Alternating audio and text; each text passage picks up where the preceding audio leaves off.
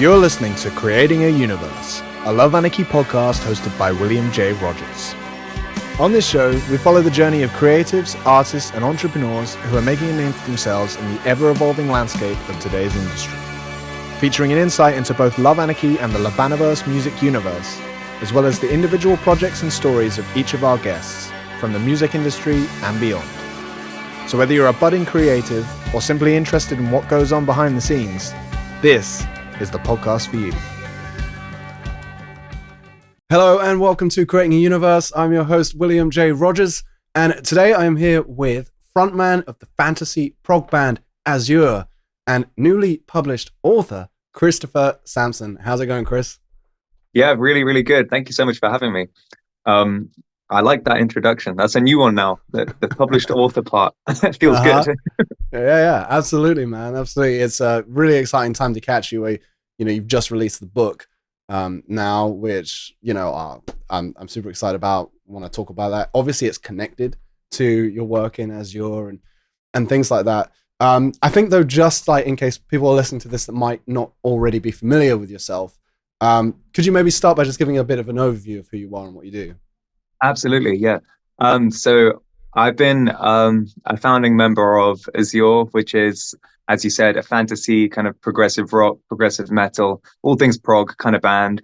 We started all the way back in 2015, but have since kind of just worked on like EP and then kind of like a self-produced record, and then kind of pushed into like heavier sides and more experimental sides, and more just introduced more and more fantasy and characters, and sometimes there's songs which are about like non-fantastical things, just because obviously you have to have a bit of levity and a bit of regular humanity thrown in amongst all of the fantasy. But yeah, a lot of overarching themes, a lot of characters, which kind of has been bubbling under the surface for a while now. So yeah, that's kind of what I am.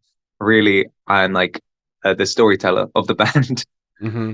Yeah, storyteller, and of course the role you play in the band, like you're a lead vocalist, right? And yeah, and so I guess you're obviously a huge part in the lyrical writing aspect and the music as well. I assume to a degree.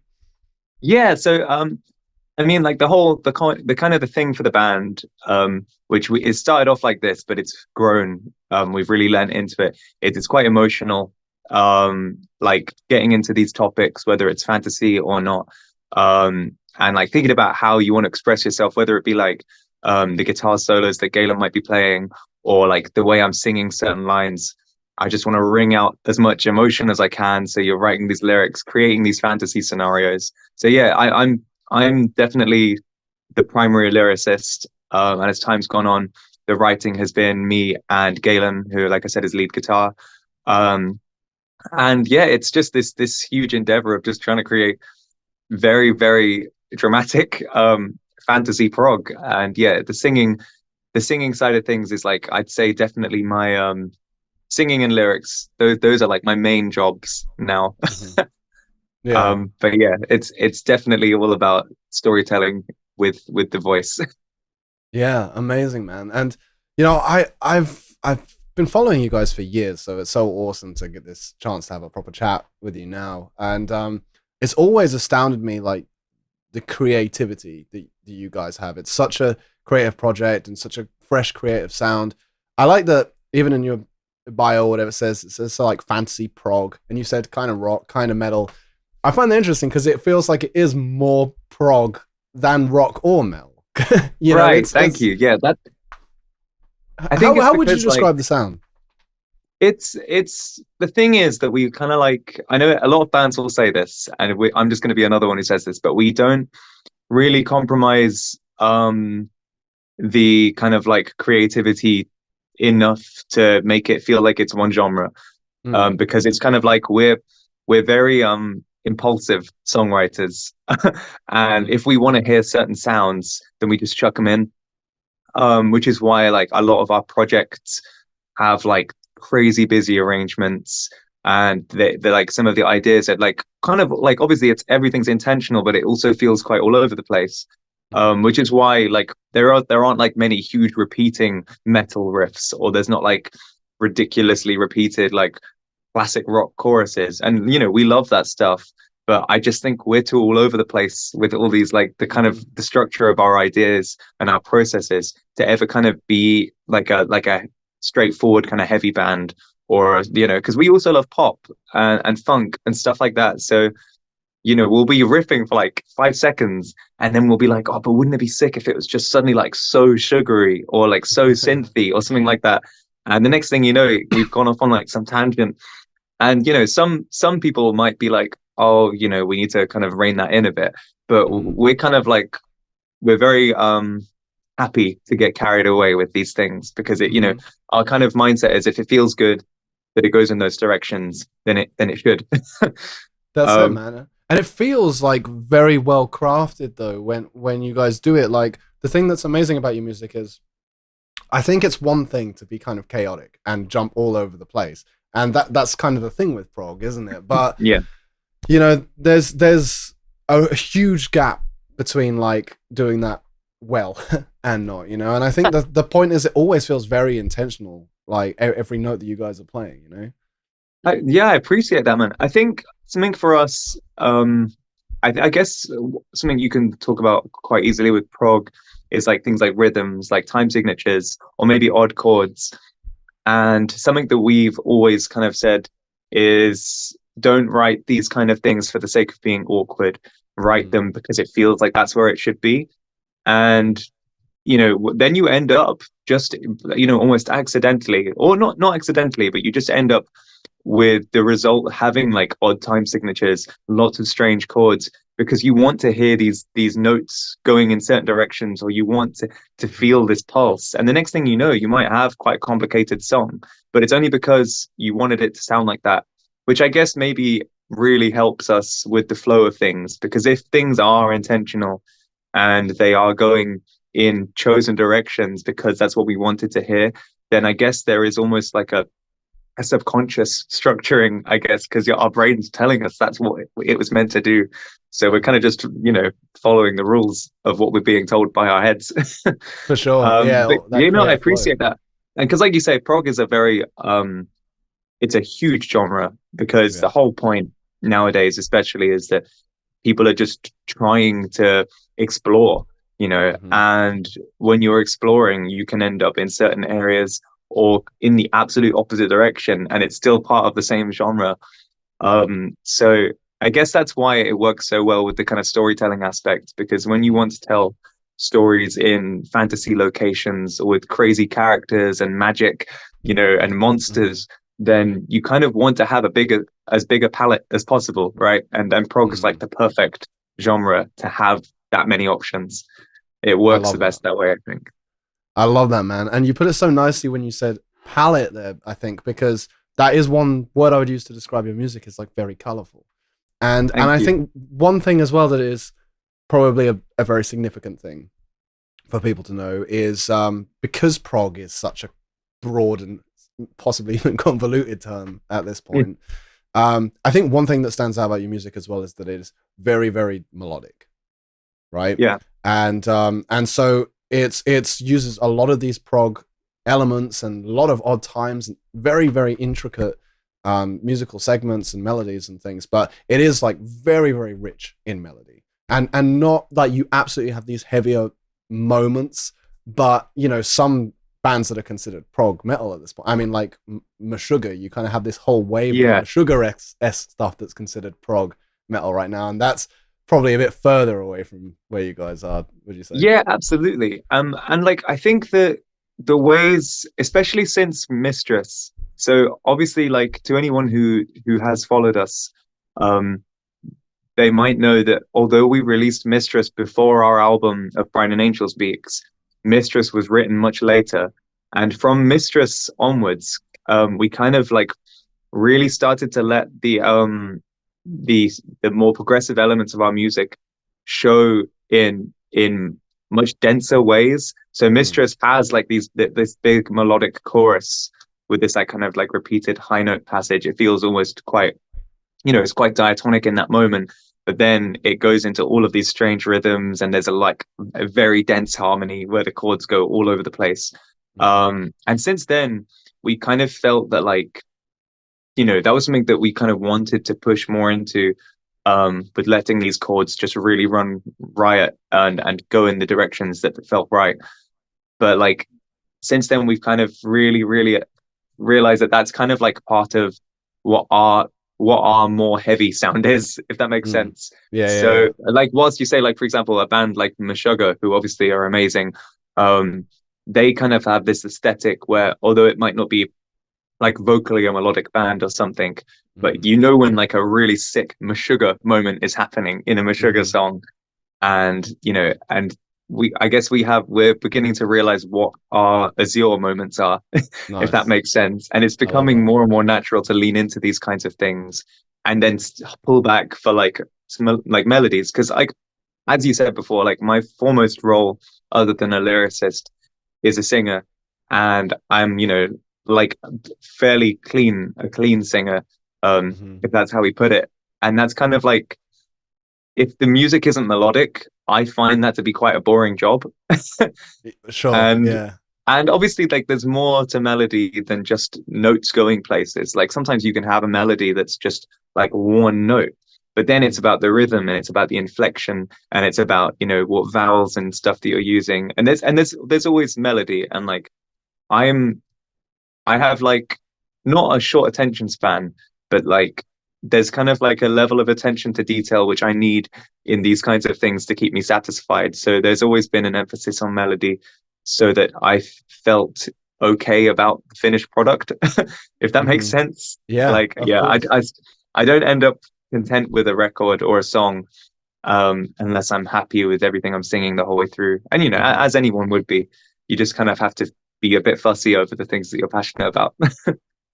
Of course, man. And I would also say that's a, you know, a big standout feature of the band is like the virtuosity of the music as well. I mean, especially you know, yourself as a vocalist and Galen as a guitarist. You guys are the two founding members, right? And you're both just like so phenomenal at what you do. It's very like acrobatic, and so you'll have vocals that are just soaring and guitars that are going crazy, and it's certainly a standout feature of the band. So yeah, it's understandable that you have a kind of passion and a pride in that, you know. Well, there's like, you know, there's always and I know a lot of musicians will say this nowadays because it's become kind of okay to say this again, but more is often more. And whether that be some people who want to just really hone in on ultra technical, almost metronomical things, or some people who want to just really be wailing out into the sphere of, like, you know, outside of the rhythm and outside of like conventional melody, whatever that is, sometimes it's all about like extreme drama. It's all about, you know, extreme intensity. Yeah. And whether that, and, you know, and we will learn anything that we need to learn in order to make those sounds. Yes. You know, and like I've just wrapped up vocals more or less for a new record. And that has been a whole learning curve for me, because the whole way through I've been like, I need to be able to make more sounds.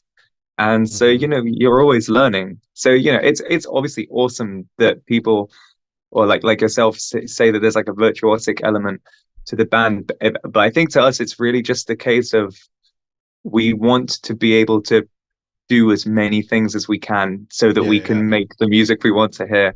And obviously we have a lot of inspiration coming from some amazing musicians. Like, so having big heroes to look up to kind of almost forces you to strive to not maybe be as good as them, for example, but you're always going to have values which kind of align you with your favorite artists, your favorite musicians. So you kind of want to chase them and you want to be able to do what they do to an extent. But yeah, I appreciate that though. And like, as well as me and Galen, like being surrounded with the other members of the band, like Alex on bass, Shaz on keyboard, and Dan on drums now, like, it's just amazing being in a rehearsal room or at a gig and hearing what these guys can just throw down.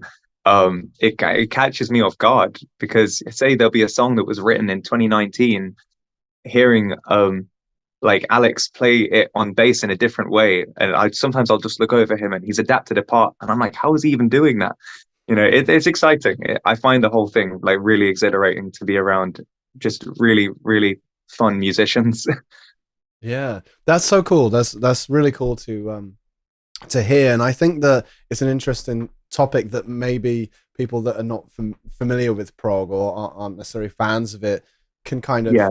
I don't know, misunderstand or feel almost intimidated by super technical things. And it goes back to that thing about it feels very intentional. So it doesn't feel like you guys do super technical stuff for like demonstration. I think, and the way you've put it is so perfect, I think, which is that it's about expressing extreme emotion and the fact that it's surprising and exciting. That's something I really enjoy about your music. Like, I just do not expect you to go all the way up to this note in that melody, and it's just like, yeah, that's just, that surprise is what makes it exciting. I feel like we need more of that in music. So yeah. Yeah, I mean, I'm glad that it comes across like that, because yeah, as I already said, I think that to us at least, like, everything is about some form of expression. That's what art is, right? And being able to almost shock yourself with whether it be ideas you come up with or sounds you can make, whether it sounds like I make with my voice, or sometimes Galen will just send me a video and be like, look at this thing I figured out how to do on guitar, and I'm like, oh my god. I mean, every video that Galen posts of anything on guitar, I'm just like, what? Yeah, what exactly. is he doing? How? And it's really exciting to me. Like, it's never been about showing off, like you say, for the sake of it. It's just genuinely exciting. And anything that I find that exciting, I just think it has to be part of the art if we can. As long as it's useful in some way, it should be there. Yes. Yeah, man. And again, it's this perfect partnership of that sonic palette that you have, giving yourself as wide a variety as you can to work from, to then explore all of these kind of themes and concepts that you do within your music, which of course gives us a chance to segue into everything to do with the lore and the storytelling in Azure, and of course the book that you've just released. Could you perhaps give us like a little bit of an overview of the role that plays in your music?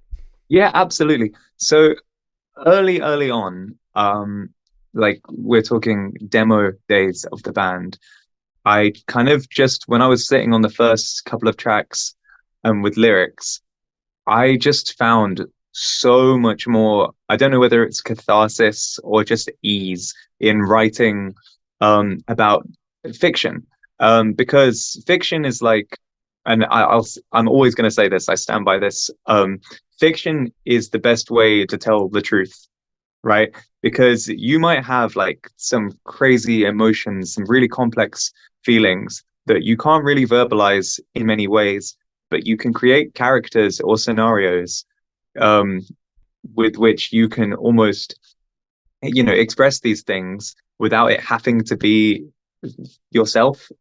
And you can create environments in music or with characters which are so specific, like emotionally, or just thematically, or like environment, like whatever's happening, that you can't have in real life, or at least if you had it in real life, you wouldn't be able to express it as easily. So having those kind of lyrics where I'm just creating very specific sets of circumstances has been hugely part of like the creative expression, the emotional expression. And from then it kind of, prog is quite a self-referential genre. So I think this is where it ties in. Because in prog, whether it be like a Dream Theater concept album, or I don't know, King Crimson referencing like melodies, or Genesis, for example, would just have melodies, even if the album's not a concept album, it might just refer back to a motif, like just motif-based music. And storytelling, obviously characters belonging in worlds or having particular narratives, if they're all part of the same world, then they can also be self-referential, and that gives you this segued opportunity to have characters which obviously have motifs, like in an opera or in a musical. And so it just became a thing where if I'd written 2 tracks on a record where I used the same motif. So for example, on the first and last track on Wish for Spring, there's a melody that's like da da da da da da da da da, And in the first track, in the song Azure by Azure, like the lyric is there is a storm. And then in this last track on Fairy's Tale, there's a line where it's like there was a war, and it's like it's the same section. It has a similar chord progression, it's the same melody. And when I'm writing these lyrics, because I was writing them kind of in tandem, it starts to kind of piece together like this thing where it's like, if I'm making these melodies happen again, it would be nice if there was a more pertinent kind of thematic thing going on other than just music. So you can draw on the narrative and you can see where these songs are linked. And the next thing you know, they're happening in the same universe, maybe not the same characters, but there are references to an event, for example, that might happen. And from there, it just expands. And then the next thing you know, you're figuring out how to write a new language, and you're getting like you're designing a map. That's it. Yeah, I'm writing a book. Yeah, and writing a book, exactly. So, and this coming to the book has been really nice, because the first track that ever really properly encapsulated one of the main narratives of the band's fantasy is that song Azure.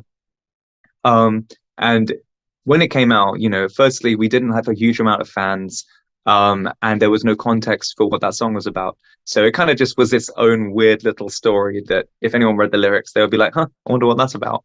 And then, we had like the track Red Tail, which was like a standalone EP, which obviously is a fantasy narrative, self-contained. That's a bit easier for a fantasy fan to be like, okay, that's a fantasy story. But then we come into these tracks afterwards, like Mistress, and then songs from Of Brine and Angels Beaks, such as Ameotoko Part 1 and Ameotoko Part 2, when things all link together a lot more directly. So in Ameotoko Part 1 and Mistress and Ameotoko Part 2, the overlying theme is this concept of this mistress who has either caused a curse or is offering to alleviate it. And this kind of just opens up this whole narrative, which is huge now. And like, it just basically, the songs came first, and then I had to do the work to make it all make sense. And because the thing is, once you have like some good ideas, you almost just don't want to let them go. You have to expand it. You have to expand and expand. And the next thing you know, you're like, well, I've got this character, but where does he live? And then you're like, well, I love this character, but what does he eat? Or I love this character, but where's he going, and where has he already been, and who is his family, and what's the lineage? And the next thing you know, you've got like a character who comes from a place with these plants, with these animals, a map from where he's from, like a lineage of like family, like a whole storyline about what he's doing, and then like maybe even a history of the place he's from. And what started off as context for a song just grows into what I ended up having was like a private encyclopedia of information. Like a wiki for like a fantasy book. You might come across like Lord of the Rings wiki or something like that, where you go on like characters and it gives you like an overview and where they appear and things like that. I had to basically build one of them for Azure. And yeah, and it's just it. And so eventually I kind of sat down with this stuff and I was like, well, I'm getting quite good at this, but I needed to test the waters with if I could actually like, glue it together in a literary sense. So just before 2020, I think it was late 2019, I started my hand at properly writing a book about it. And I chipped away for a while and it wasn't that serious and I'd reworked a lot of things. But then something changed in me in 2020 at some point, pre-lockdown, pre those kinds of things. It wasn't like a stuck inside boredom thing because I was busy anyway, but it's just something changed where I just suddenly I really had this clarity where I felt absolutely capable of doing it, and I felt really inspired. And the next thing I know, I'd finished the first full version of the book on literally, so very close to right now, on New Year's Eve of 2020, I finished my first copy of the book. And then obviously I had to go through myriad refinement processes, like working with an editor, working with an artist, multiple artists, and then you end up with a physical thing. And I've had these in my possession for literally a few weeks prior to the release date. So when I got my first copy of one, I just looked at it, and I actually have a video of me unboxing my first one, and just being like, I can't believe I have one. I can't believe it's real. you know, Yeah, man. This thing that's been living in your head for years. it's crazy. It's unbelievable to me because I'm a huge fan of books and fantasy, and I think for a long time, whether it's music or any kind of art, when you have heroes or things which you look up to as like that is the pinnacle of this, you feel like you almost shouldn't even try and attempt to be like that, or try and interpret it, because you don't want to fall on your face, or you don't want to fall short in some way or another. But I think once you kind of let go of that fear, and you become a little bit more aligned with what you want for yourself, as opposed to what your heroes are like, you can definitely clear up any doubts that you have, and just be like, well, I know what I want to make, and I'm going to put my mind into what I want to make, and it's going to be the best version of this that I can do. And it's surprising how much you can impress yourself with your own efforts when you're true to what you want to do, and when you're focused on it, and you're not comparing yourself to other people. And you create something. I'm proud of this, because to me it's very special and it's unique, and it means something which is quite unusual, because it's so tied into the band, which is obviously like such a huge, passionate, overbearing project on me. But yeah, it is amazing. So yeah, it's been out for literally 2 days now, and seeing all of these people like actually buying it and responding to me about it, and having an interest in a piece of literature as opposed to just the music, is overwhelming. It's because 2 years ago I would never have even thought anyone would have cared. I would have thought people would be like, oh, just stick to singing. That's it. Yeah. No, but wow, fantastic, man. Like, congratulations. That must have been so much work, and it's a hell of a journey, isn't it? Like, years and years in the making. So that's well earned, man. Thank you. Yeah, I mean, I think the thing is about like the work side of things, whether it be, I mean, as a a musician, this, but there's always like that really strange balance of kind of a sense of duty to finish things which are the tough part of doing something, versus like that free ride you get of passion when you're just on a roll, and things are just coming naturally to you, and sometimes having to glue it together with bits of really slow, hard work. Yeah. So I don't look at this book and think, oh my God, what a horrible, stressful piece of work this was. Because to me, it's passion primarily, as with all of Azure, like the music. Obviously there's hard work that glues things together, but if you don't have an insane amount of agency and passion about creating something, then I don't think it's as fulfilling. Like, there's obviously a fulfillment to being like, oh, I did that, but there's so much more fulfillment when you're like, I did the thing I wanted to do. So yeah, writing this was a pleasure, basically. With just, and then I just had to join it together with bits of hard work. That's it. Yeah. The critical part of the process. But yeah, man, that's absolutely so lovely word. The way you've worded that, man. I really like that.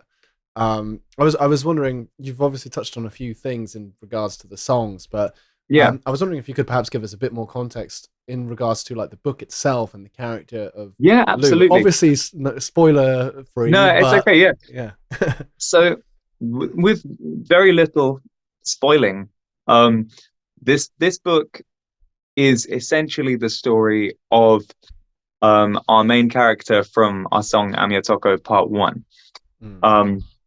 So like, we have a character who is for all that he knows, entirely alone in this particularly like gloomy wilderness, and he's basically become what is essentially a mess of like moss and plant life that's just grown all over him, with basically no memory of why he's wandering in the wilderness. And the only thing that he's completely aware of the whole time is that he's just always being rained on, like he's being watered. Do you know what I mean? And it's the story of the song is basically about him being awoken from that state and what he has to do to break a curse that is on him. And in the song, this happens quite quickly. It's very dramatic. But in the book, it takes a lot more time, and there's because the thing is with music is you take a bit of liberty as to how you arc the drama of things. But this is it. The whole kind of like scenario that the main character Lou is in, which is obviously the title of the book, Lou. He's faced with a distinct lack of morality to begin with, because he has no memory, and without memory you don't really have much to base anything off of. You don't have a strong sense of morality. You don't have an allegiance to anything in particular, because you don't really know who or what you are anymore. And the tasks that he is asked to perform in order to alleviate his curse begin to kind of awaken a sense of morality, and potentially guilt. And so it's kind of an exploration of that to begin with. But the book is split into 3 very separate sections. And it's not a huge book. It's about 310 pages, I think. But the 3 sections of the book are this first section, which is him in this like dormant state, not dormant, but being awoken, realizing what's going on. The second section of the book is about him potentially having to do these tasks which he might not want to do, in order to get rid of his curse. And then the third section of the book, which isn't covered by any Azure song at all, is about everything that happens afterwards. Cool. And what I like about that section is that it's like the story. He's kind of like, without going into any detail, he suddenly has a lot of options. And that's kind of what I like about the pacing of the book, and why I like the pacing of the songs. Because in the album, we have Ameotoko Part 1, which is our character who is trudging through the wilderness, has this curse upon him, has a cloud raining down on him, is woken up, asked to do some very, very terrible things, and does them. And that's the first track.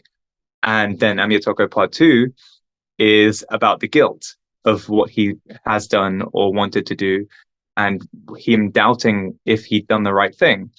But neither of those cover any form of alleviation, any sense of freedom, any sense of exploration. And what this book has is what also lies beyond that, where you actually get to enjoy fantasy, outside of the wilderness, outside of the guilt, outside of all of that. There's a whole world which he's supposed to have before him. And so anybody who liked those 2 songs and the kind of juxtaposition of being awoken and regretting your decisions, they in the book get to explore everything that happens afterwards. Because I would have felt bad basically if I'd just written about a book about what they already knew. Sure. Yeah. I guess it's giving you that opportunity to expand the story, complete it, I suppose. Absolutely. And there's like, the thing is, we have that song, like I say, Mistress, which has done quite well for itself as a standalone track because it's not on a record.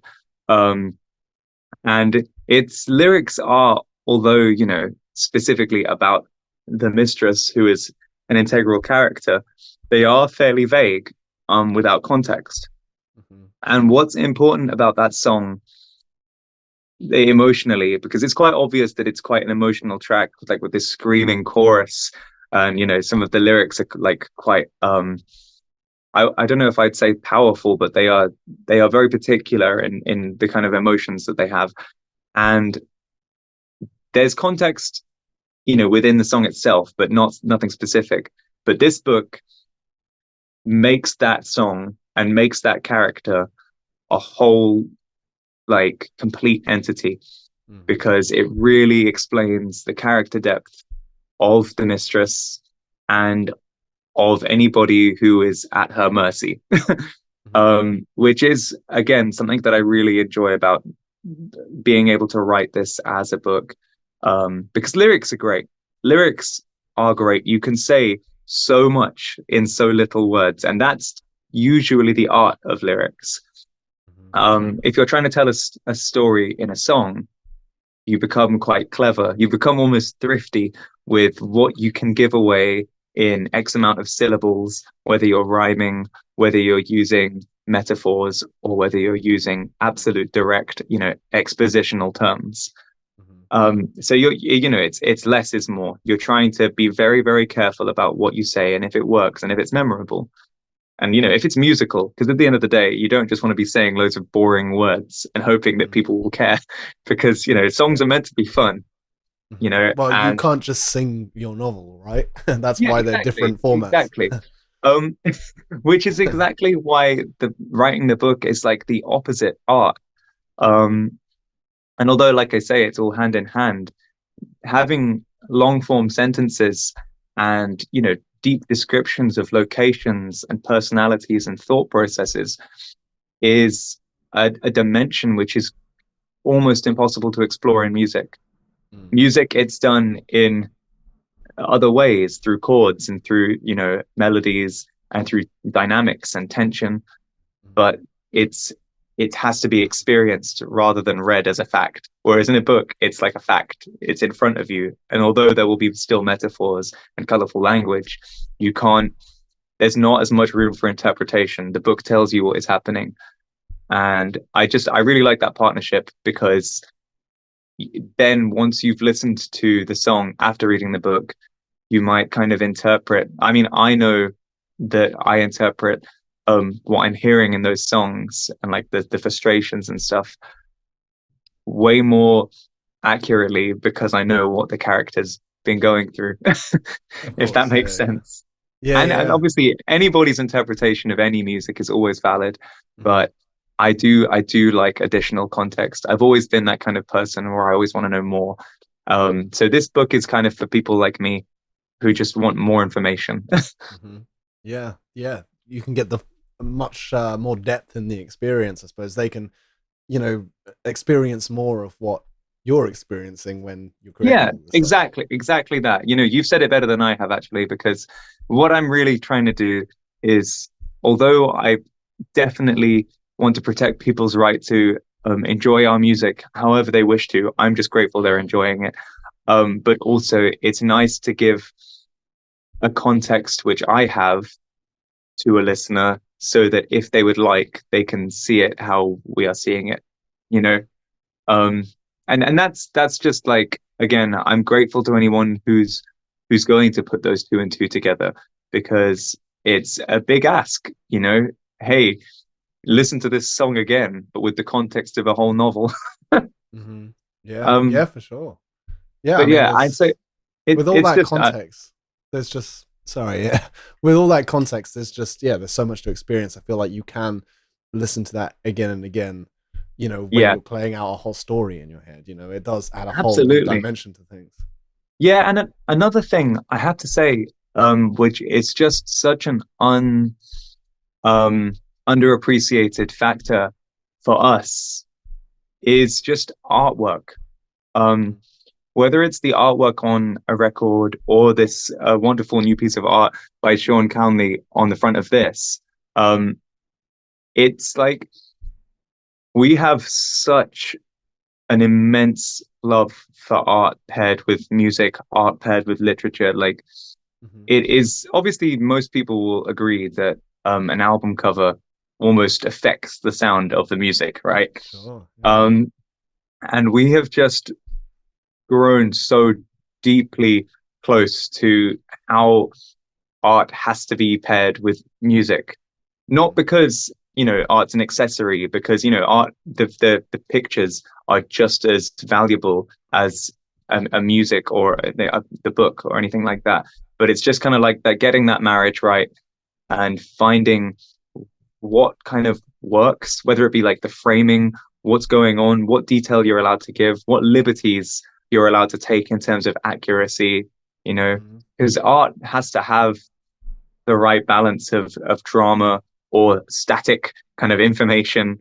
And some things work with certain, like components, and some things don't. Like some art works amazingly with some music, and some amazing art just doesn't work with other music. And working with artists over the last few years has been another thing that I am so grateful to have been able to do, because we've worked with some amazing artists, like the artist who did Wish for Spring, Of Brighton Angel Speaks, Red Tail, Soph Steinmore.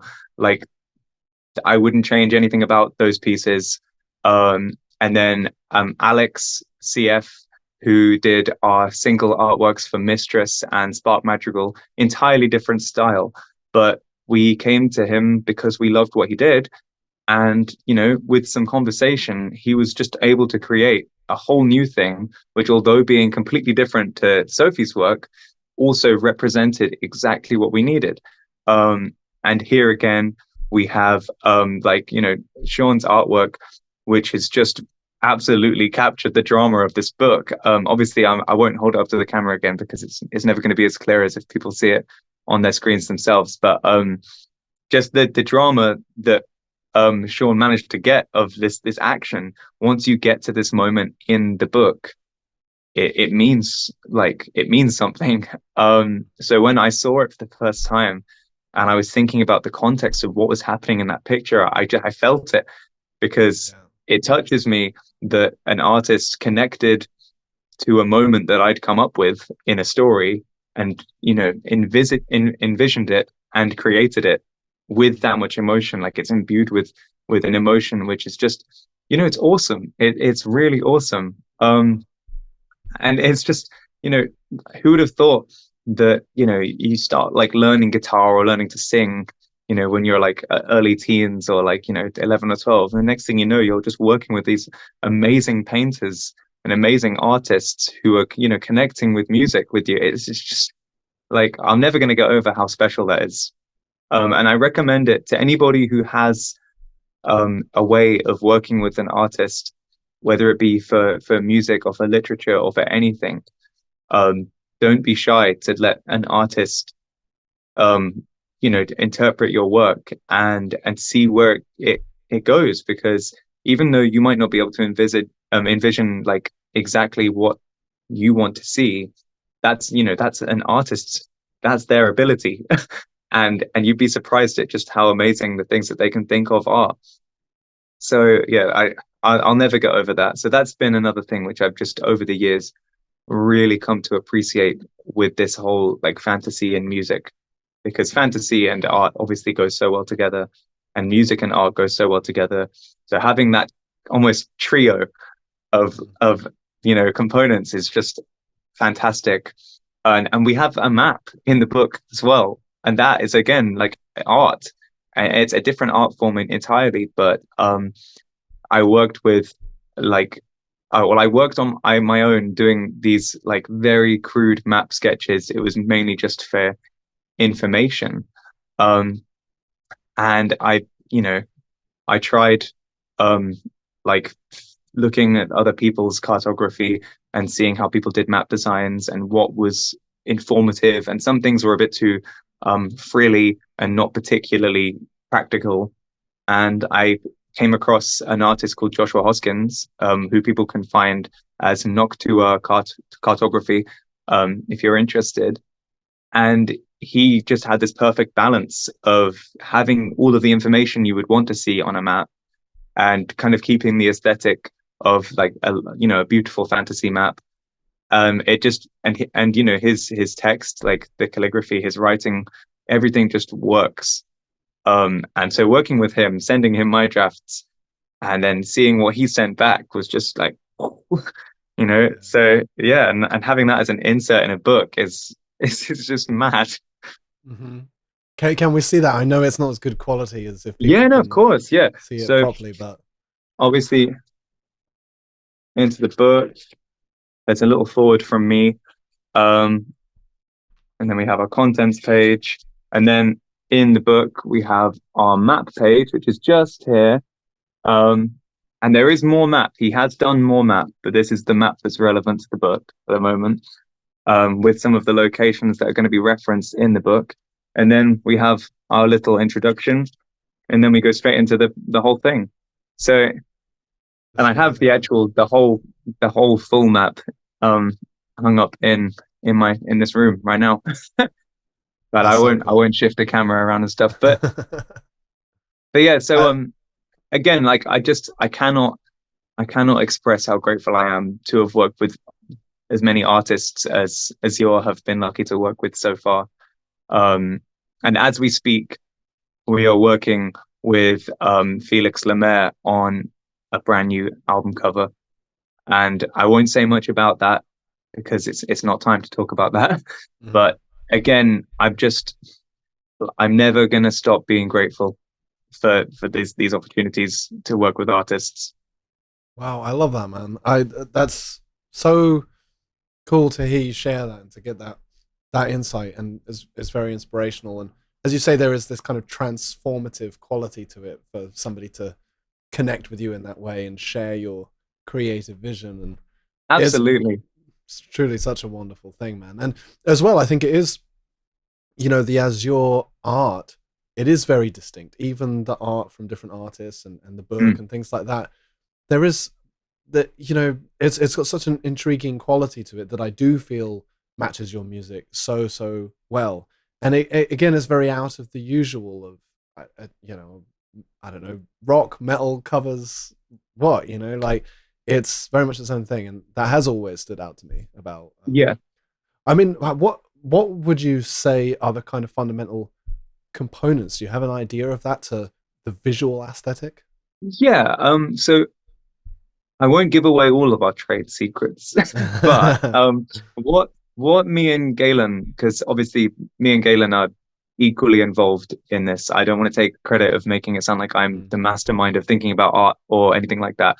But what we both have kind of slowly come to realize is that obviously there is no one size fits all. But for example, the two standalone singles, which were done by Alex CF, they are they're almost like character study songs. Mistress and the song Spark Madrigal, which is about a character called Madrigal. So in this instance, we knew that these are standalone singles. They only have to represent one song, a piece of art that represents one song. So for the Mistress, it's the Mistress. No huge deviation around her. It's more or less this character framed in a very particular shape so that it kind of has like a commanding center stage quality to it. And, you have to keep in mind other things like such as, these things not necessarily going to be on a CD, but possibly a t-shirt, and what would look good, what looks nice, what would I want to wear? So that's the Mistress. She's like a rectangle. Essentially, she's like a big rectangular shape. And then again, Madrigal, because it's like, again, a character study almost. It's about one character. We have, well, it's about two characters, but they're paired together. So in the song is about this character Madrigal, who is only perceived by a character who is the Astrapomancer, who is obviously studying the lightning. So what we have in that art is the Astrapomancer, center stage, almost rectangular, the same as the Mistress, viewing up, and then the top is Madrigal. And so it's still kind of like this one kind of body, if that makes sense. It's like, there is some detail to the kind of whole stand and viewing tower that the Astrapomancer is on, but there's no huge background information. In fact, that one's even more simple because it's literally framed with white around it. So it really is, for the singles, just straight up, here is the characters doing what they do. and that is how those ones needed to be for us. They're straightforward, and the songs are like, you know, standalone songs. So that's the kind of way that the art needs to be. Whereas for the albums, albums are obviously huge bodies of work compared to a single. And so there's a lot more, you know, as we said before, like color, there's a lot more variation in an album. And although Mistress and Madrigal are busy songs, they're never going to be as busy as a whole record. And the busyness of a record has to be captured in art in a completely different way, whether it be through a much more luscious landscape behind a centerpiece, or whether it's in colors, you know. And it's not, what we've kind of found over time is it's not so much about action in the album covers as it is about just like the kind of depth of the landscape. So like Red Tail is a great example, because Red Tail's story is quite busy. He's flying about the place, he's causing havoc, he's very distressed, they've burned down his home, but none of that is depicted in the artwork. The artwork is the creature almost sulking, stationary to one side of the artwork, and the rest of the artwork is just his cave, you know, with little trinkets and bits and bobs and like a body of water, and that's it. But because it's like this still piece, you can take this sulking character, and then you use your imagination to imagine him doing all of the crazy stuff in the song, and you know, that's kind of what works best. And you know, it might not be the formula forever, but it's working so far. There's a kind of something about having characters and locations that just always seems to work, you know, because there's nothing better than imagining a character in their location, Sure. for lack of a better word. I love that, man, and I want to explore a little bit more of that, actually, because it seems really interesting to me the way you storytell within the band, and it seems that for the most part, obviously you have singles. You have the Red Tail EP, which is like essentially a 20-minute long song, which is awesome, very prog. But it's kind of like, it seems like you're not necessarily strictly making traditional concept albums a lot of the time, at least in the full length albums. It's more that you keep revisiting this world or this lore of you know, the band in across various songs. Yes. So I'm really intrigued to get a bit more about that, because I understand that Lou comes from 2 songs in particular. Yes. And so is Lou from a particular world, and all of the stories are from this particular world, or how does that work? Yeah, okay. So the way that this has functioned is, when the kind of the whole body of the fantasy really started to come into view, one of the things that I did was I took a step back and I created a timeline, because I knew what things were occurring in this one world. And there are things which I knew would link up, but they just could not be happening anywhere near each other in terms of time. And, you know, because in reality, like, you have to have some reality to world building. And as time changes, worlds change, you know, with whether it's over a long period of time or a short period of time, cities change, locations change, names change, languages change, and society changes. So we have songs, you know, there is a main fantasy world, yes, that the fantasy songs are mainly from, which is a world called Kraj, which is referenced in the book, because the book starts and it basically describes this world, which is where the story takes place. And you obviously have to be careful when you talk fantasy rather than perhaps science fiction fantasy or speculative fiction, because you don't want it to become like some kind of planetary analysis, implying that there's many planets in this solar system and you're going to hop between them. I think once you start talking about things in too much of a solar system kind of way, then people might expect you to be leaping between planets.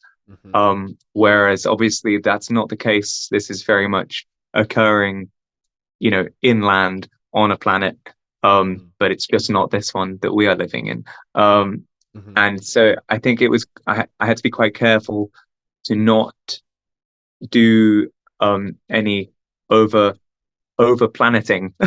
And it's also, it helps knowing that all of this stuff is happening in the same world but in different time periods, helps to build the world, because you're giving it history or future. You're just giving it a scale, because scale isn't just size, and it's not just what life forms there are, but it's also about the depth of civilization.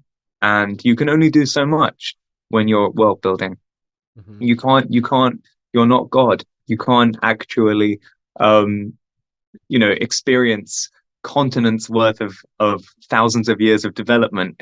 You can't know billions of life forms. You can't know billions of fruits and vegetables that exist everywhere, but you can piece together which ones are relevant and which ones will occur in a story.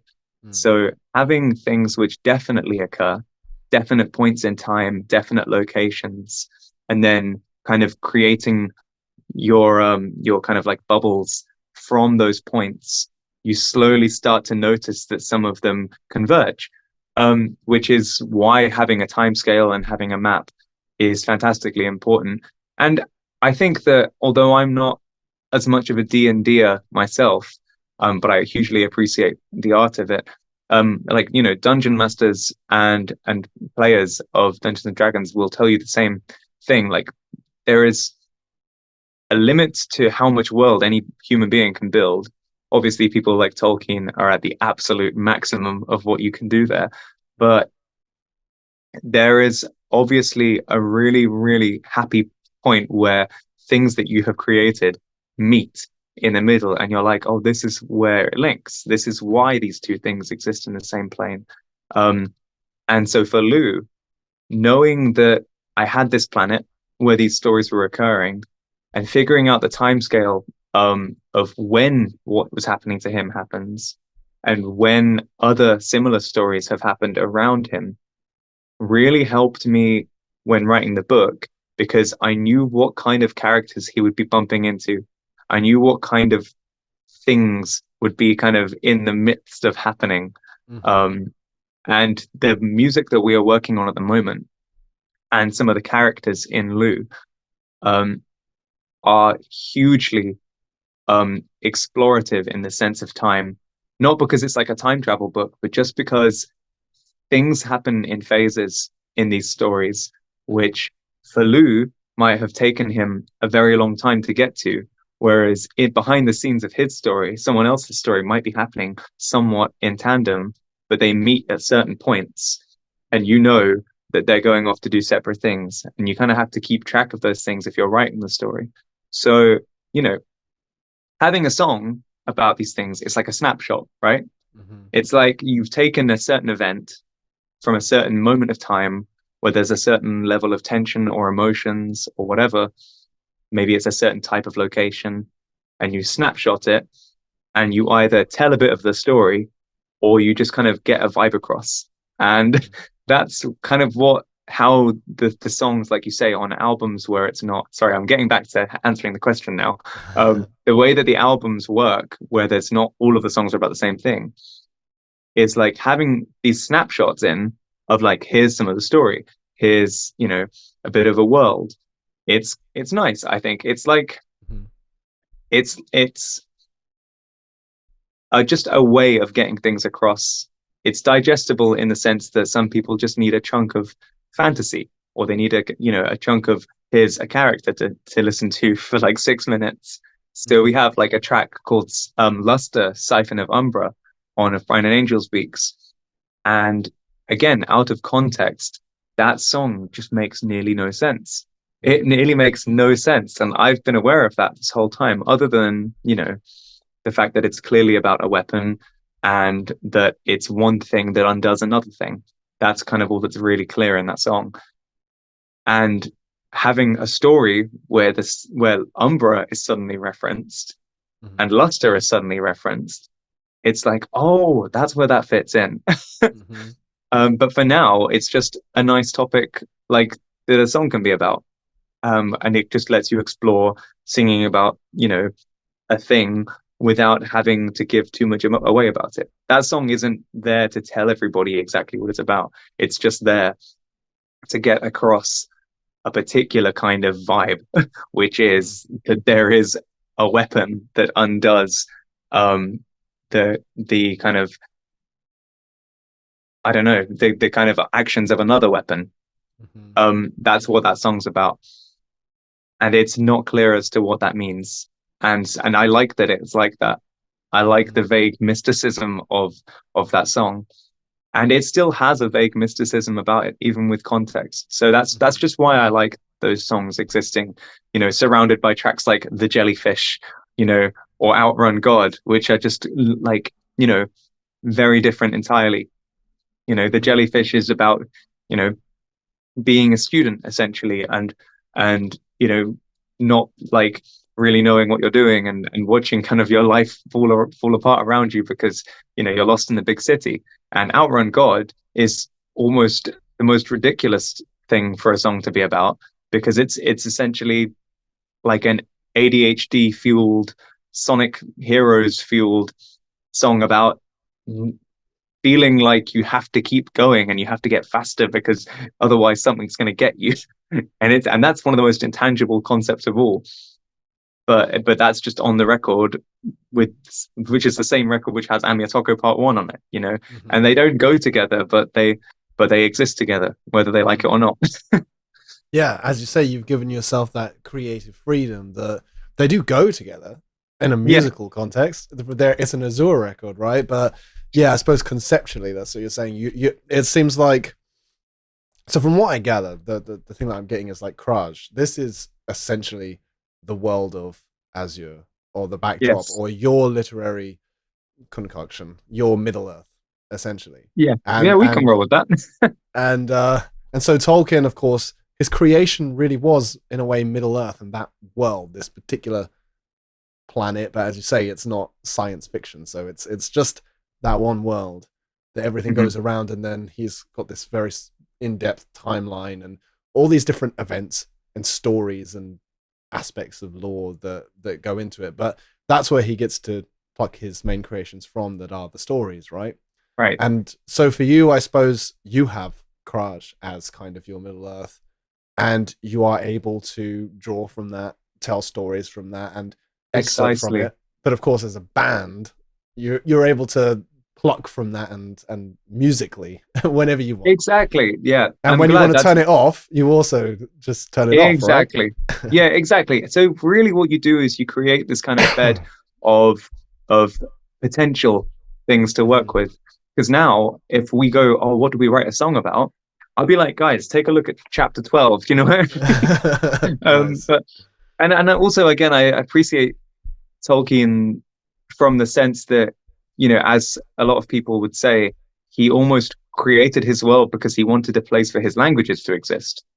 So, and then, there are excerpts of his story again, which come out from that world. So it's like he had a thing which made him create a world, and then he used the world to then create other things. And with Azure, it's like we had some songs which forced us to create a world. Yeah. And then from that world, we then use it as a resource again. So it's very similar. It's crazy how beneficial it can be to surround yourself with this much context, because like you say, you are then at liberty to switch it off. And the next Azure record is going to be the most involved we've ever been in the fantasy side of things. And then who knows after that, maybe we will do a whole album where it's nothing to do with it. But right now it's fantasy is like very on our minds, because it's almost like method acting. You have to completely commit to it. You have to commit to the characters. If you're singing a song and you really care about it, and this is not a rule that I would place on anybody else, but a rule I place on myself is that I have to know what I'm feeling to be these characters. I really care about that stuff, and it doesn't matter if it doesn't come across to everybody. That's completely down to a listener. But I know that I'm not going to feel satisfied with my performance on a track unless I've really been in the mindset of these characters. And sometimes you have to be in the world of the characters, and you have to be in the scenario of the characters, and context is everything for these kinds of things. And speculative kind of like freedom with possibilities of like not quite knowing what's going on is also cool too. But I exist personally best with lots of context. I love it. And I did a record for Taylor, that was TB Audio is the name of the project. I sang vocals for the whole record, which came out I think it was last year or early this year. I'm really bad with this, but it came out fairly recently. And I spent like a long time with that record because I'm singing from multiple characters for that record for him. And I didn't write the music, but I came in and I sang the vocals. And I really, really had to spend a lot of time with the lyrics. And there were times where I messaged him and I said, what does this mean? Or, can I change the phrasing of this? And sometimes he'd be like, no, you can't change the phrasing of that. And I'd be like, fair enough, because I know how that is when I write something really meticulous and I don't want someone to change it. So, you have to respect these kinds of things. So instead, I just had to get really into what I was singing about. And sometimes there would be a spoken word bit where he would brief me as to how I should have been for the spoken word bit. And then I had to do and sometimes I would be there doing like 30 takes of a spoken word section just to really make sure it was right. And to the outside viewer or listener, they probably would have thought most of my takes sounded the same, but it's because you kind of get into a frenzy of just being so hyper specific about what you're meant to sound like that the next thing you know, you're 30 or 40 takes deep just trying to speak right. So yeah, but shout out to Taylor and TB Audio for that project. It was called Hourglass of Exile. And I just really enjoyed it. I just love character-driven prog, basically. And that was what that record was. And I was very lucky to be part of it. And I'm always going to be inclined to lend a hand to other people doing similar projects in any way similar to Azure, because I sympathize and I admire anybody who is telling big stories and has big ideas and has characters or has a world that they want to sing about. And if I have the time, if people ask me to be in these kinds of things, it's difficult for me to say no, because that's one of the things that I'm most passionate about. And I relate to it, Yeah, musical storytelling, right? It's I love it. Best thing. Yeah. So with Taylor in that project, TB Audio, then, so he created his own characters and worlds and such, and his is a bit quite interesting. His is different in the sense that his album is loosely based on a story that already exists. I can't remember what the name of it is, but he basically took some liberties, kind of changed it up a bit, and kind of maybe focused on certain parts of the story. But his is like an adaptation of an existing piece of media, which he has then worked on. So he is very creative. Like his characters they still feel like his characters rather than somebody else's. But yeah, to that again, it's like its own entity. It's its own creative process, different to what I've done, and which is again why it's so exciting to me, because it's its own thing, And I'd rather be a part of something that's different to what I'm doing, but has a vague similarity, than just do another thing that's exactly like what I'm doing. Of course, yeah.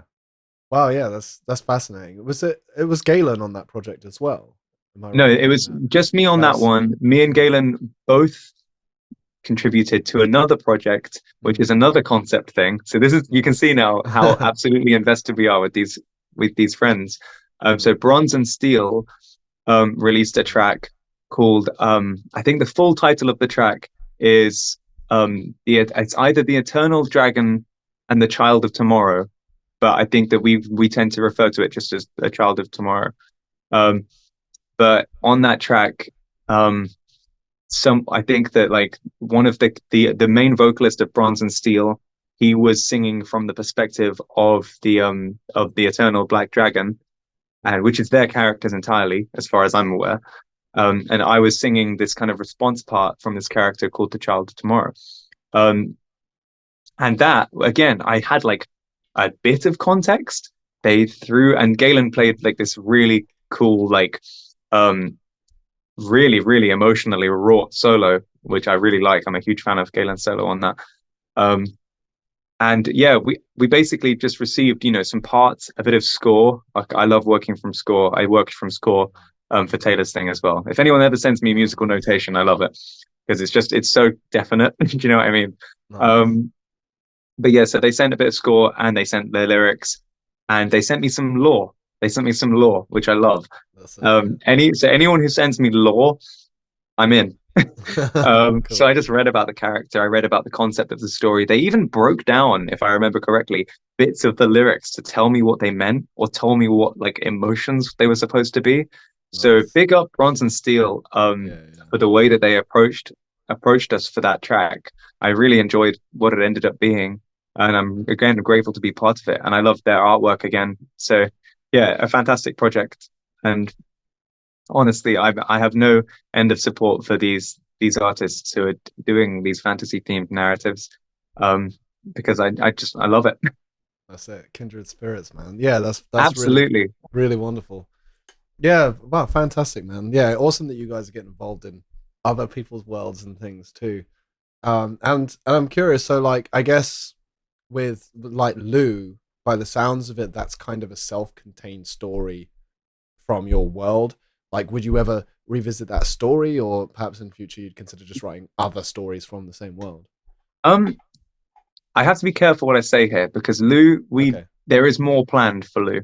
Okay. So what I would say about this is that Lou has this is kind of like I don't want to say it's an origin story, but I don't want to say it's his full story. It's kind of like somewhere in the middle. I feel like a grand portion of his drama happens in this book, Mhm. but he has more ahead of him. Not necessarily like chronologically more ahead of him, but there's just more to there's a lot more to explore with him. Yeah. Because the story isn't finished. So what is kind of implied by the title is that it is Path of the Azdinist, Lou. And after this one, I am planning on releasing more books, also Path of the Azdinist. Okay. Right. Cool. And Lou may or may not be very relevant. I see. But in terms of like really focal character studies, for now, I wouldn't expect that I'm going to be writing any songs specifically about Lou for a while now. But I probably will again because like I say, his narrative isn't complete. But the story is self-contained. I like where the book ends. It doesn't feel like an ending where you've gotten nowhere. It's not like that kind of ending. Mm-hmm. It's kind of just an ending to a story in the sense that there is definitely an ending, but you can see that there can be more. Mm-hmm. Yeah. Wow, fantastic. Man, that's so cool. And one thing that I've also thought more on the kind of music side of storytelling, or of musical storytelling. You said like interestingly you like working from score and things like that. So, as you mentioned about motifs, things like that, is like, do you find a lot of inspiration in soundtrack composing, musical theater, classical music, places like that, or is it mostly like prog rock records or what? No, honestly, it comes from everywhere. I mean, me and Galen are huge music fans. I mean, all of the band obviously are. I only say me and Galen because we've done most of the composing like thus far. But I think that honestly, I've obviously always been into, like theater kind of stuff. Like I love musicals. I love musicals a lot. Um, and I'm into, prog rock obviously was the best example because everybody knows how self-referential prog rock is. Mm-hmm. And I love like, just all sorts of orchestral music, whether it be like, really, really avant stuff or just really romantic stuff, anything. And these things often have like little motifs that kind of flutter about, or like main themes. But in terms of the way that we approach it, I guess the best way to liken it would be kind of more like I maybe not like Disney, but just like a musical which is fairly through composed with like, refrains and I don't know, perhaps just like there the way that we approach our songs is kind of just like things might come back as a motif or things might come back as like a whole section, and we don't really know which way is better until we get there. We try it. So and we'll do it throughout the song or in other songs. So like, I mean, the most obvious ones for us is I don't want to give too much away. but That's fine. but I mean, we have a track Red Tail, right, for example, and we have the theme of Red Tail, like it literally starts with like like that kind of like descending, yeah, thing in B minor. And throughout the song, that is revisited a few times and reshaped. But there are other little themes in Red Tail. Like there's this melody that's like like that. And when we next write about that character, we will have this like pit of little melodies which almost can exist over any form of harmony that we could just throw back on, and obviously tailor it to what works best. So it's kind of just one of these things where you don't want to do something for the sake of it.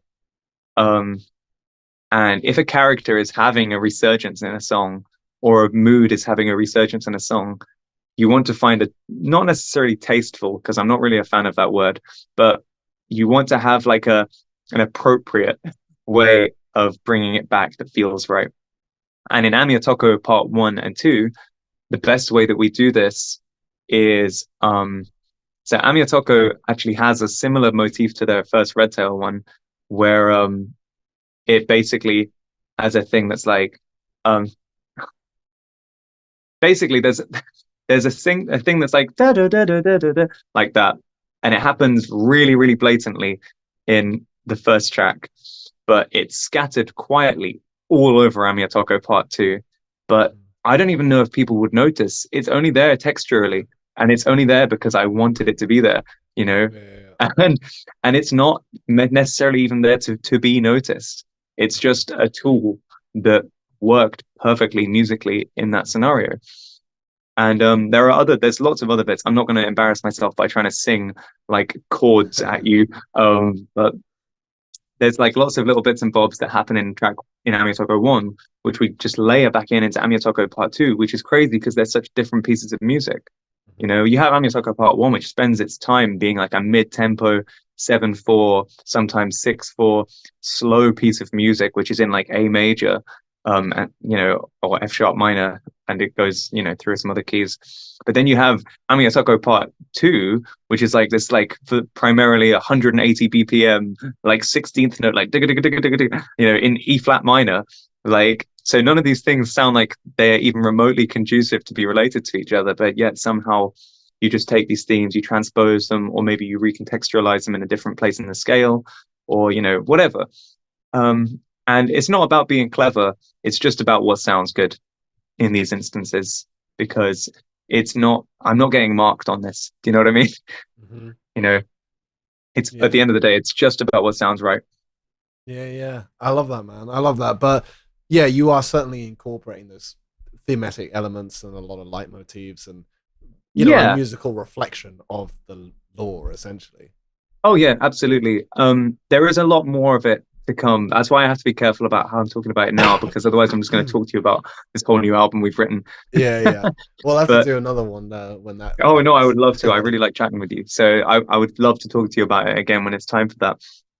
But yeah, honestly, like having the ability to draw on leitmotifs and just small cells of music, but also being able to draw on lyrics or characters or whole sections of like chord progressions, and maybe even taking an old chord progression but putting a different motif over the top. things like that. It's like a playground, you know. Totally. It's like an experimental playground where you can just really figure out, and you don't want to waste a whole song just referencing another song. So that you have to choose your moments. And I always enjoy getting to do that, basically, because it's fun. Yeah, absolutely, man.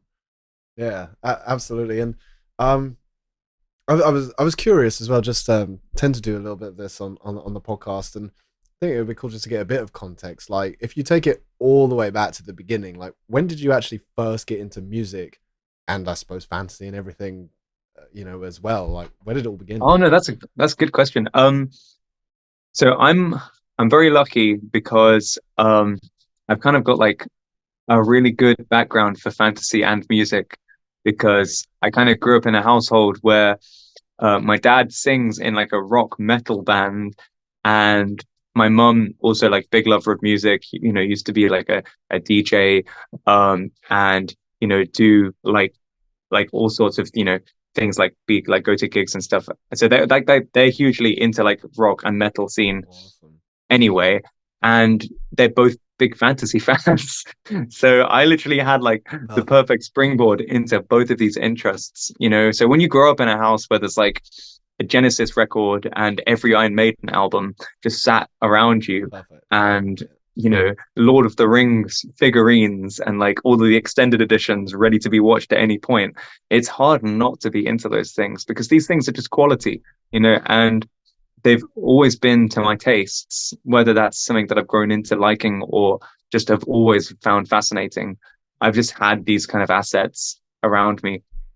And you know, my parents were really supportive from like me being really young, to just me loving music. And I know that even to begin with, I was always like trying to sing about fantasy stuff, because that was the stuff that gripped me. I liked the lyrics that I didn't understand. I liked the lyrics which kind of told a story. I think when you're a child, you love stories, right? So if you hear a song that tells you a story, you're like, well, that's the best of both worlds. Yeah. Like I remember hearing Rocky Raccoon or like Bungalow Bill from like the Beatles, you know, White Album, which is what, like 1968, I think. And I was obsessed with those songs because like Rocky Raccoon tells you a whole story in a little tiny song. Yeah. And obviously that's not necessarily prog, but it, you know, it had characters and it was a song. And then, you know, Iron Maiden, I'm a huge Iron Maiden fan. And like, obviously they love singing about books and history and you know, magic. And like having those kind of topics regularly, you know, I'm always listening to these bands singing about these kinds of things. It just shifts your values and the things that stick with you and the things that you want to hear and eventually the things that you want to sing about. So I guess I've always been drawn to very dramatic recitals of fantastical lyrics with, you know, like kind of heavy metal sensibilities, like you know, I like the campiness, I like the theatrics, I like you know, drama, and I love over the top emotions. And I think it's funny because I know that's not to a lot of people's tastes. Some people might specifically critique music for being too dramatic or too emotional or, you know, too I don't know, cheesy sometimes people would say. But I love that stuff. I think that, you know, I like the frills. I like the extravagance of that kind of stuff. Yeah, I think as well, especially an interesting one, I think that hits that kind of very hard is the realm of musical theatre. It's almost like a love-hate kind of thing because oh yeah, but I totally get that as well, that some people just wouldn't be able to kind of get over the, I don't know, cheesiness of it almost. Yeah, you know? But it's such an incredible art form. You know? exactly. I'm really glad you said that because, I mean, obviously it's extremely popular, but the people who don't like it, they almost feel repulsed by like how overly in your face the emotions are and how. But I think that the pompousness and the camp and the drama and, you know, like the costumes, everything in theater is just, it's so particular. They know what they're doing. It's not like it's a mistake. Like, so you have to understand that with these things, the amount of intention that goes into it means that you just have to understand that it's meant to be like that. Totally. And it's meant to be like that for a reason. And like you say, it's an art form. It's a very specific, wonderful art form. And so yeah, theater to me is just like, if you go and see a show, if people get the opportunity to go and see like a big musical show, like somewhere, in London or wherever, like you you can't deny how incredible the work is. Whether you like the Totally. music, whether you like the storyline, the effort, the logistical effort, the compositions, the thematics, the characters, the drama. It's obviously like an undeniable statement. And I've always been specifically into that statement. So when you're into something that's that, over the top and powerful, you can't help but let that kind of thing have an impact on you, you know. Yeah, man, Um, I'm with you 100%. Like, it's such a marvel, when you see that, and there's so much craft involved. And I mean, mhm. singers in musical theater are really among the best in the world. And you sit them on the stage, you sit watching this stage, and every performer there is just world class, and they do this Oh, like they have to be night after night. flawless. Yeah. It's pretty incredible, man. Yeah, and what I like about that world in general is like you take Lloyd Webber and you take Phantom of the Opera and you take Jesus Christ Superstar, Oh and like yeah, those two things in some respects are like as far away from each other as they could possibly be, yeah, because Phantom of the Opera has like, what is essentially pseudo opera in it, yeah, and Jesus Christ Superstar is like a rock opera. Like it's like yeah, rock. yeah, It's got like blues. It's jamming. A lot of the singers have these gritty '70s rock voices. yeah. The Um, original and Jesus was Ian Gillan. It's like yeah, Deep Purple, exactly. And he's got these crazy screams and these vibrato, which I love. I grew up So good. absolutely loving Jesus Christ Superstar. I love the Yeah. vocals. Like the Judas's character, when played by Carl Anderson in the original movie version, I honestly think Man, Carl Anderson's one of the greatest singers who's ever lived, in my because opinion. it's such an emotional, dramatic performance as well, It's man. Like, it's is it, dude? awesome. I get chills. I got chills right now, even just thinking about like his Yeah, expressions as he sings, man. exactly. And that's Yeah, another thing that's so fantastic about that particular one is that although like religion is a huge topic, and it doesn't I'm not going to get into whether people want to believe in like or what they believe in, whatever, but that story is such a powerful story that totally. Yeah, regardless of what if you take the political side of religion out of it, you just have this incredibly emotional story which that's has been it. put to music, and it's awesome. It's Yeah, just awesome. and then you And like, just throw in a bunch of flares and doing flips yeah, in the desert and stuff. and it works. Like I It tell you, does. Yeah, yeah. if it didn't have the flares and if it That's didn't it. have that The 70s pomp edge, just, yeah. yeah, It's it, just it just adds to it wouldn't so be what it much. is. Because I Yeah, tell you, that final, the Judas death scene in that yeah, film in particular would be nothing if it didn't have the 70s cheese. Like yeah. it's so emotional. And Yeah, those moments hit harder because of how theatrical the rest of it is. yeah, And the contrast is just incredible. If everything was just serious and moody and taking itself way too, seriously in a dark way, then when something actually sad happens, it has way less of an impact usually. totally, Whereas man. if something goes to the extremities of ultimate, like colorful, jazzy, showy, like, silliness almost, or just lightheartedness, then when it goes to the absolute bowels of hell, Yeah, you feel the drop, you know. totally. And that's why, theater can like make people cry so easily, Yeah, because you're yeah, the one first thing you're having a laugh and a sing along, and the next thing you just like witnessed like the saddest death scene on stage, and yeah, you have no time to recover or to brace yourself. yeah. Which is what theater is just amazing for. It's amazing, and that's And something which I'm gonna always be chasing to try and catch up with, yeah, to but have again, that level of contrast.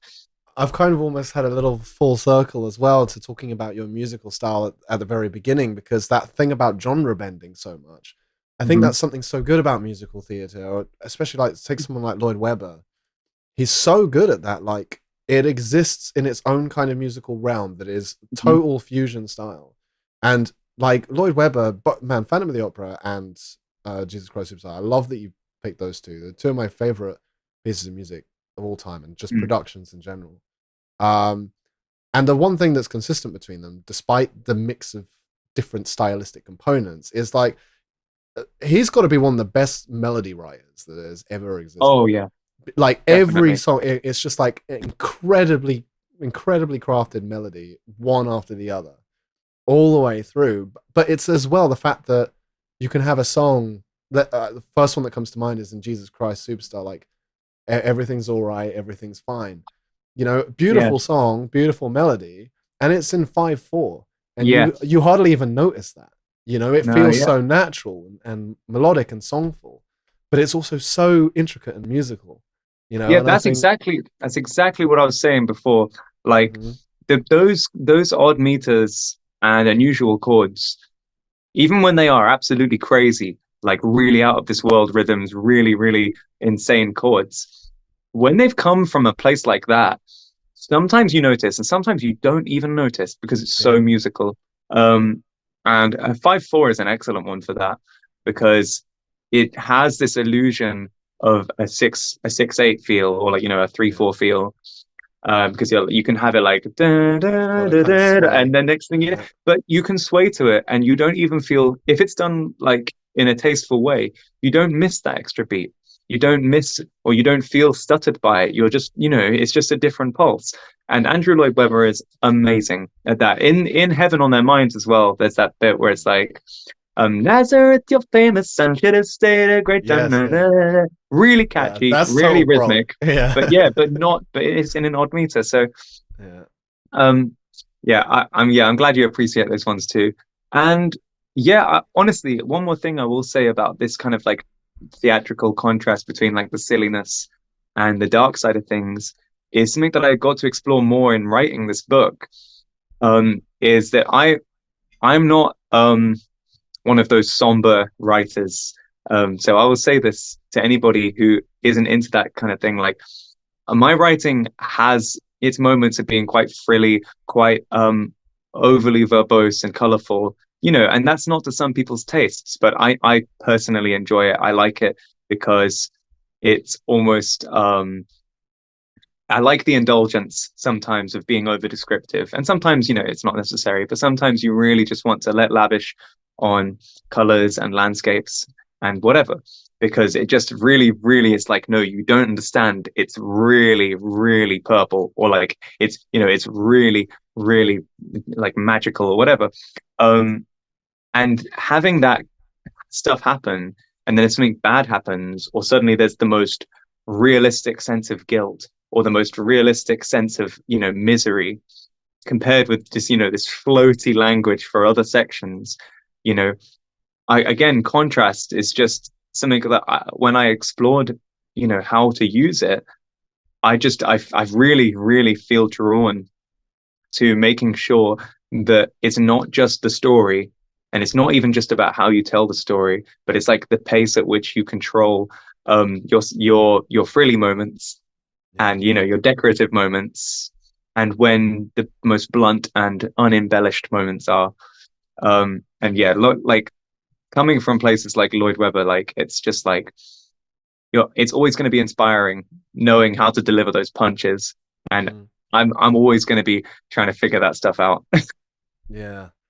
Such a wonderful art form, man. And it's all about dynamics, right, and contrast. Like there is no light without the dark, that whole thing. And so it's wonderful. And I suppose that's the thing is with musical theater, it's kind of so over the top that you really have to suspend reality. Like you have to get over the fact that these people are singing at each other for some reason.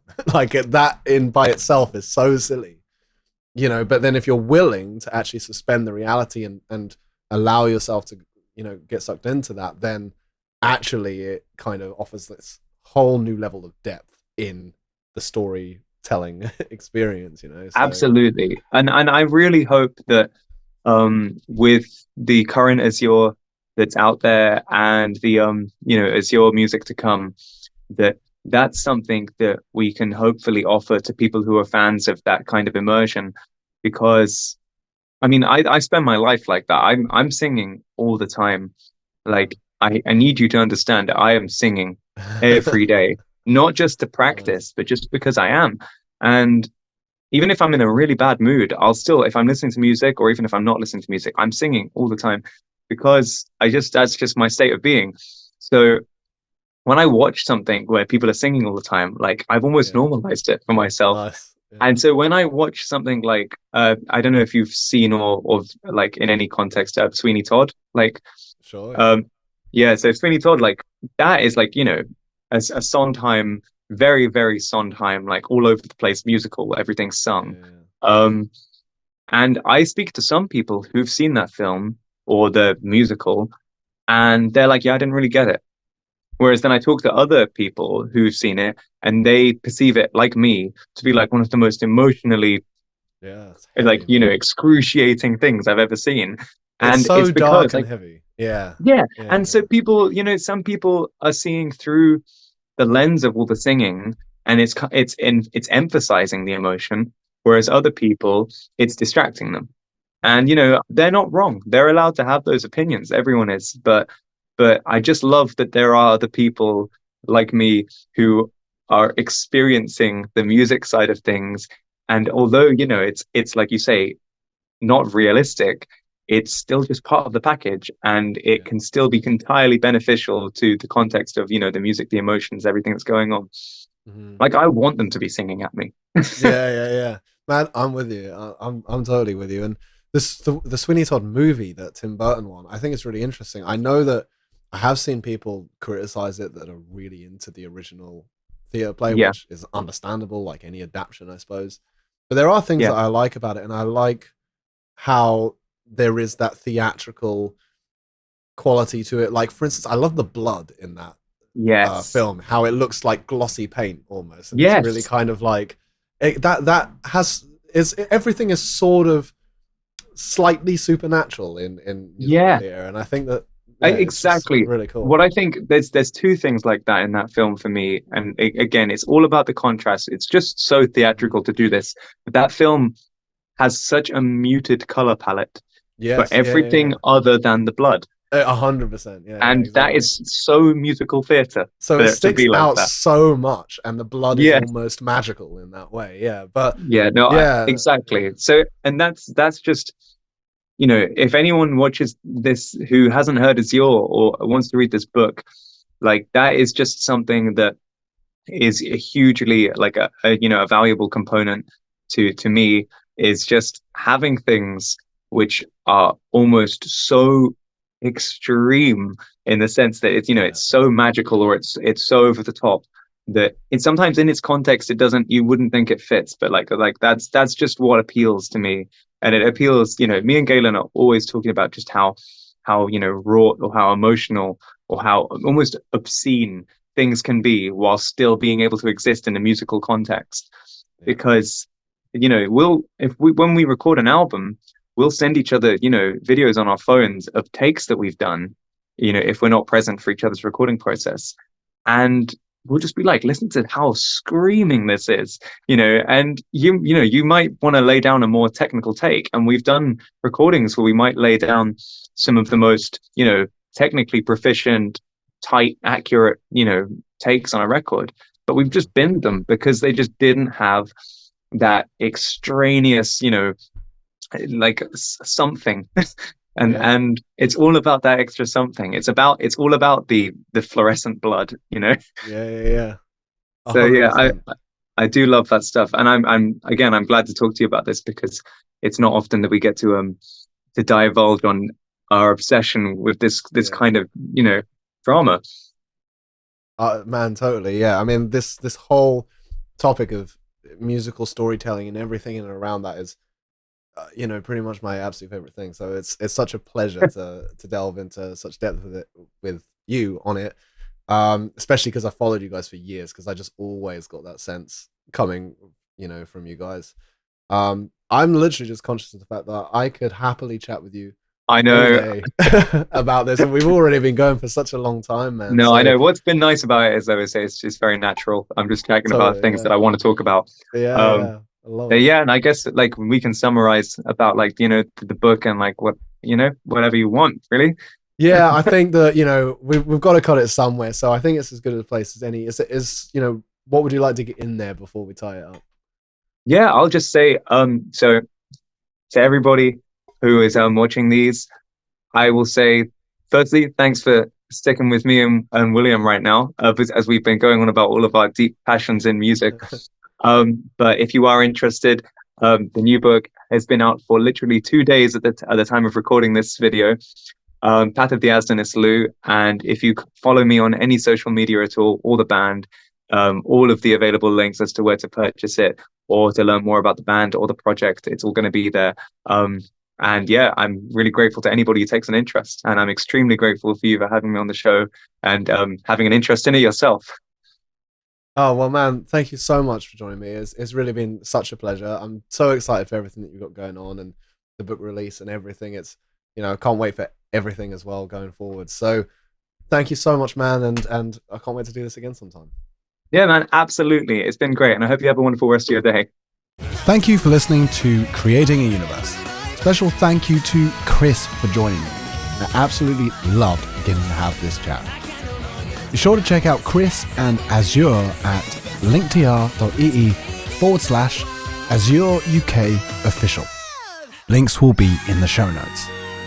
That's all for this one. I'll see you next time.